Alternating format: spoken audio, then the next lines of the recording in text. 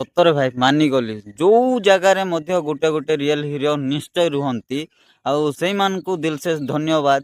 ଯିଏକି ଏବେ ରିସେଣ୍ଟଲି ଯୋଉ ଘଟଣା ଘଟିଛି କଲ୍ୟାଣ ସିଂହପୁରରେ, ଗୁଗଲ୍ ମ୍ୟାପ୍‌ର ଗଲତ ତରିକା ଯୋଗୁଁ ତାଙ୍କେ ଯାଇକି ସେ ଜାଗାରେ ପହଞ୍ଚିଥିଲେ। ଆଉ ତାଙ୍କର ମିସ୍‌ଅଣ୍ଡରଷ୍ଟାଣ୍ଡିଂ ଯୋଗୁଁ ତାଙ୍କେ ବାଡ଼ିଆ ପିଟା କରିଥିଲେ।